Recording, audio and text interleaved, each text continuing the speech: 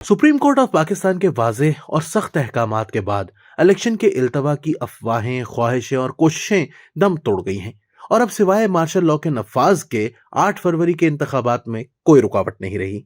मौजूदा Askari क़यादत martial law या take over का कभी ख्याल तक नहीं लाई और कभी कोई ऐसा जिक्र भी करे तो इसे फौरन खामोश करा दिया जाता है। इलेक्शन इल्तवा के हवाले से पाकिस्तान के सबसे ताकतवर शख्स और पाकिस्तान के दूसरे बड़े ताकतवर शख्स में पहले ही से ये सोच मौजूद थी कि इलेक्शन 8 फरवरी को होने चाहिए। दोनों इस हवाले से भी एक सफ़े पर हैं कि नवाज शरीफ को माजी में गलत तौर पर इक़्तिदार से अलग किया गया, जिससे सियासी और बेपनाह मुआशी नुकसान हुआ। दोनों ये भी चाहते हैं कि माजी की गलतियों का अजाला होना चाहिए।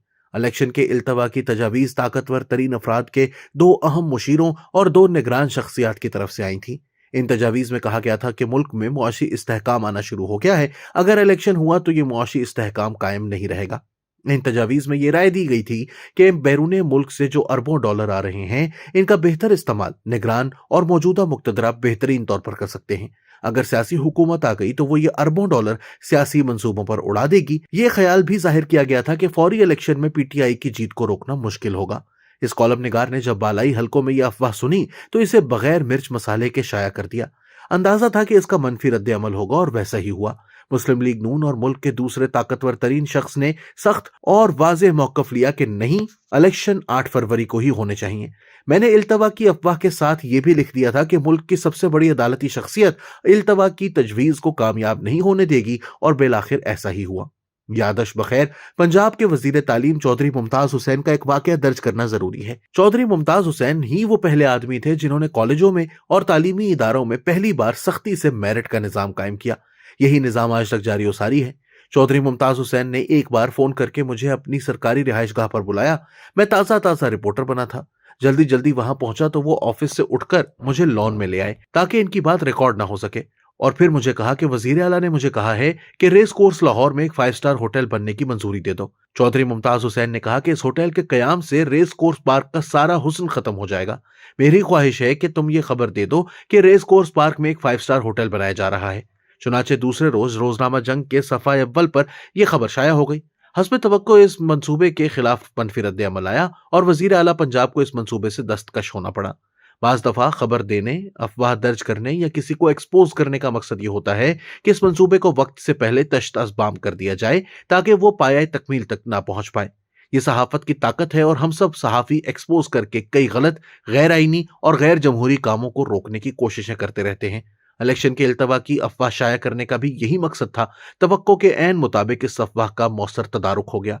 8 फरवरी का इलेक्शन अब सर पर आ चुका है, लेकिन अभी तक सियासी जमातें इंतखाबी मुहिम शुरू नहीं कर सकी। नून लीग अपनी टिकटें फाइनल करने का अमल जारी रखे हुए है, लेकिन फिलहाल तहरीक इंसाफ के बारे में धुंध साफ नहीं हो सकी। ये वाजे नहीं है कि पीटीआई की तरफ से कौन इलेक्शन लड़ सकेगा और कौन नहीं। पीटीआई के बहुत से ओहदेदार मंजर आम से ही गायब हैं। अभी कल ही हमाद अजहर को पंजाब का सदर बनाया गया है, लेकिन वो कहां मौजूद हैं किसी को इल्म नहीं। टिकटें तकसीम करने में पंजाब के सदर का अहम किरदार होता है। इनकी गैर मौजूदगी में यह काम कौन करेगा, किसी को इल्म नहीं। तहरीक इंसाफ का पार्लिमानी बोर्ड कौन सा होगा, इसके इजलास कब होंगे, टिकट लेने वाले कहां अप्लाई करेंगे, ये सारे वो सवाल हैं जिनका फिलहाल कोई जवाब नहीं मिल रहा। अब तो ऐसा लग रहा है कि लोग कागजात नामजदगी जमा करवा के ही पीटीआई की टिकट के लिए रिजू करेंगे। ऐसा लग रहा है कि तहरीक इंसाफ के हवाले से ये गैर यकीनी सूरत हाल इलेक्शन तक इसी तरह बरकरार रहेगी, जिससे तहरीक इंसाफ के लिए अपनी वोट की ताकत का भरपूर इस्तेमाल मुश्किल से मुश्किल तर बना दिया जाएगा। अब जबकि इलेक्शन होने जा रहे हैं तो रियासती इदारे नए सिरे से नताइज के हवाले से अंदाजे लगा रहे हैं। इन अंदाजों के मुताबिक नून लीग पंजाब की 141 नशिस्तों में से ज्यादा 80 से 90 नशिस्तें जीतेगी, जबकि इदारे का अंदाजा है कि अगर वोट कम पड़े तब भी नून लीग 60 से 70 नशिस्तें जीत लेगी। इसी तरह लाहौर की 14 में से 8 नशिस्तों पर नून लीग की पोजीशन मजबूत है, जबकि 6 नशिस्तों पर पीटीआई का वोट बैंक मुश्किलात पैदा करेगा।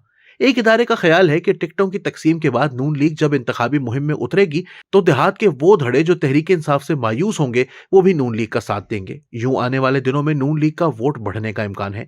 तहरीक इंसाफ का शहरी वोटर क्या करेगा, इस बारे में इदारे अभी किसी हतमी नतीजे पर नहीं पहुंचे। बहुत सौ का ख्याल है कि खौफ और नाउम्मीदी की वजह से वोटर्स की बड़ी तादाद घरों से नहीं निकलेगी, जबकि कई अफराद ये राय दे रहे हैं कि पीटीआई का नाराज वोटर इलेक्शन के इंतजार में है और वो उस दिन कतार अंदर कतार निकलकर सबको हैरान कर देगा। ख्याल जाहिर किया जा रहा है कि अगर पोलिंग रेट 45 से 50% हुआ तो नून लीग जीतेगी, लेकिन अगर पोलिंग रेट 60 से 70% हो गया तो इसका मतलब होगा कि पीटीआई का नौजवान वोटर बाहर निकल आया है और फिर शहरों के नताइज पीटीआई के हक में होंगे। दुनिया का हर इलेक्शन कुछ ना कुछ तब्दीली जरूर लाता है। 8 फरवरी का इलेक्शन भी पाकिस्तानी सियासत और रियासत में तब्दीली लेकर आएगा। तवक्को ये करनी चाहिए कि इंतखाबात में ऐसी लेवल प्लेइंग फील्ड फराहम की जाए कि इलेक्शन नताइज सबके लिए काबिल कबूल हों। नताइज कबूल होंगे तो अगली हुकूमत चल सकेगी, वगरना माजी की तरह धांधली ज़दा असेंबली और धांधली ज़दा हुकूमत का इल्जाम चलता रहेगा। ना कोई लाडला होना चाहिए और ना कोई सौतेला। सब इस कौम के बेटे हैं। सभी को बराबरी और इंसाफ मिलना चाहिए।